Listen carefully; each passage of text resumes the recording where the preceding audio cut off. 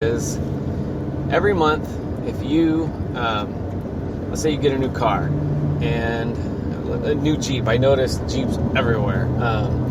And, these guys, they get a new Jeep, they have a trip planned, and they start buying stuff for their Jeep.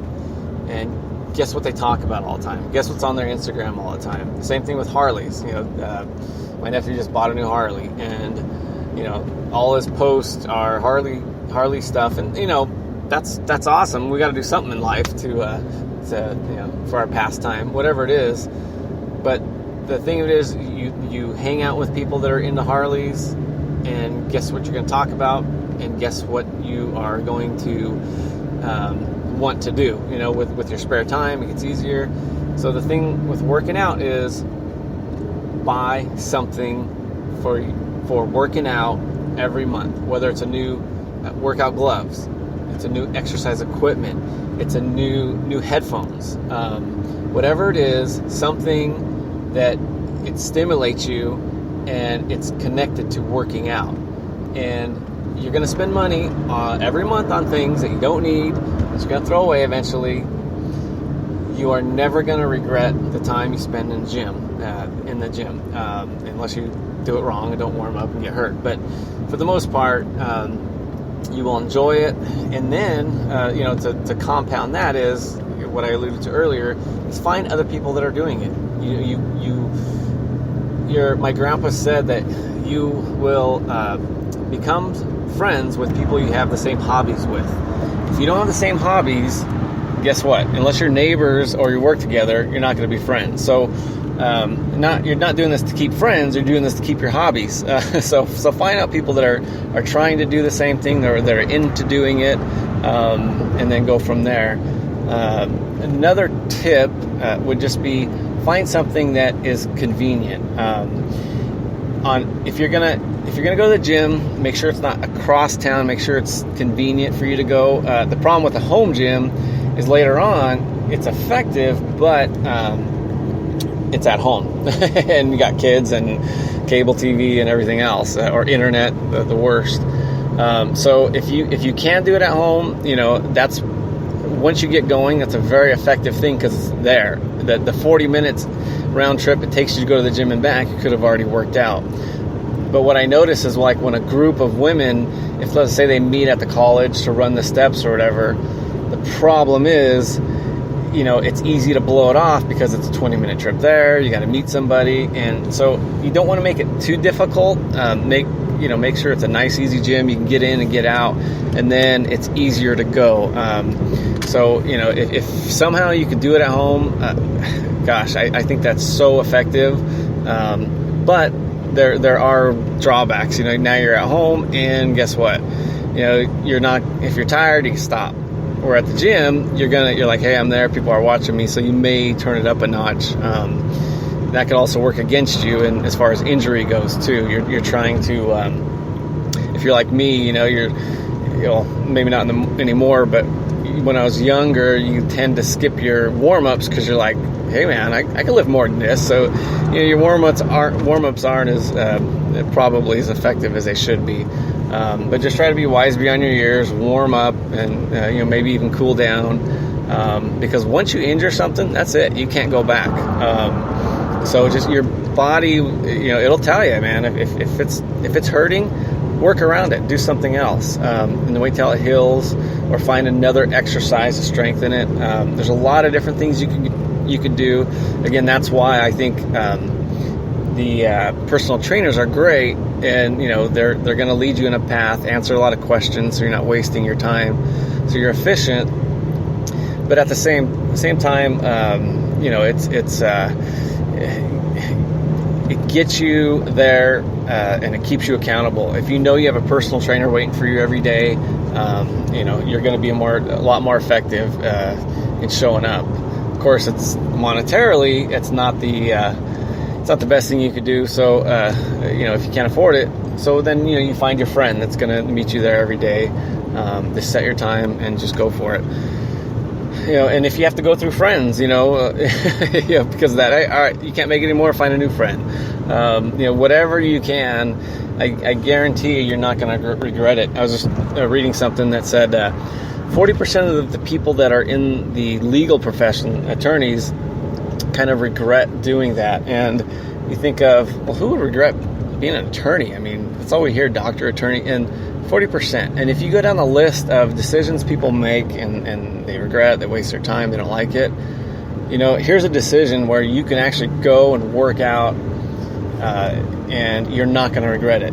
Nobody has, that's why I've always liked politics. I've always liked exercising and religion. And it's just because I think those things are, it's like sports, but real consequences. You do that at a young age, and it's kind of nice. It's not a weight. Of course, you want to do other things too to be well-rounded, but I stick with the things that I think I could do later on. That's why I want to get better at golfing. So later on, I'll have something to do. Hopefully until the day I drop dead. But me being a diabetic, how does this tie into everything? Obviously, I want to stay healthy for as long as I can. I have kids. Believe it or not, I have an 11-month-old, and it's not fair for him, for me to be unhealthy. So it's just he's one reason I, just you gotta go, you gotta do it, because the second I start cashing it in, it's no fair for them. So look for whatever motivates you. Little things. Now we're getting to the health part of it. One thing I try to do is eat as healthy as I can. Unfortunately, I have to eat a lot of crappy food because I'm a diabetic. My sugar gets low, so it's my excuse to eat a candy bar.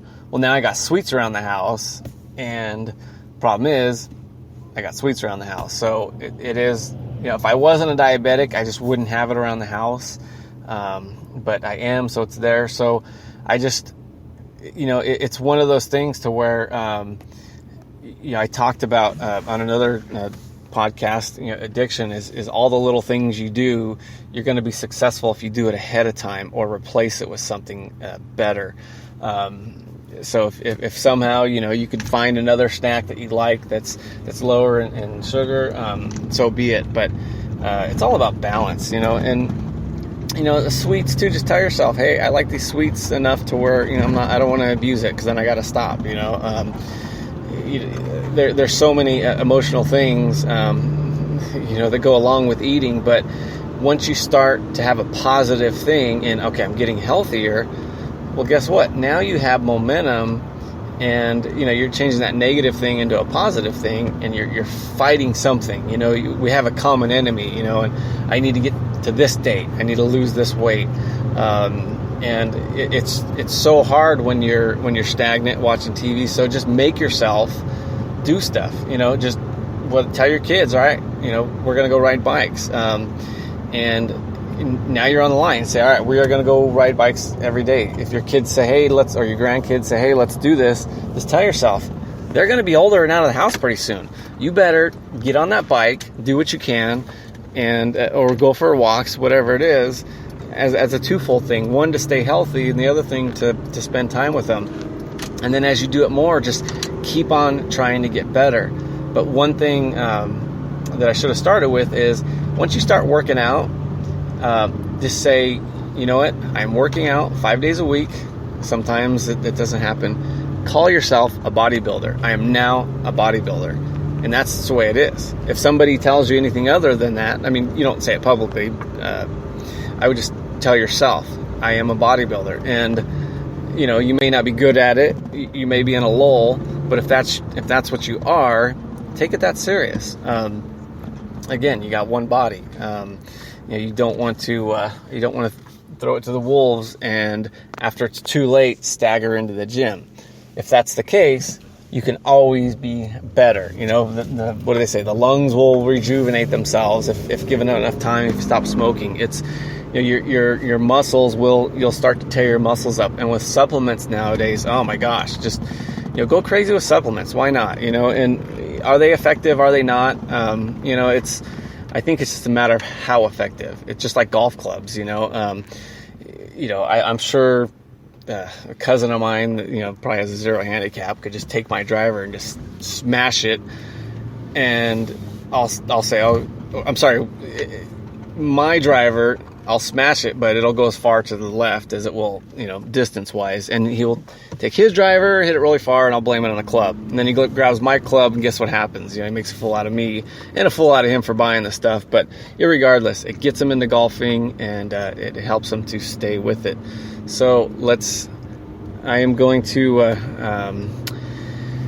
take a break, and maybe we'll do another episode of this with a little more help.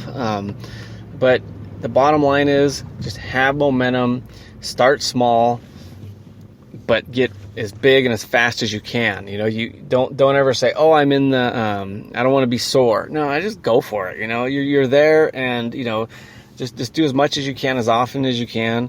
And once you start seeing the results, keep that momentum.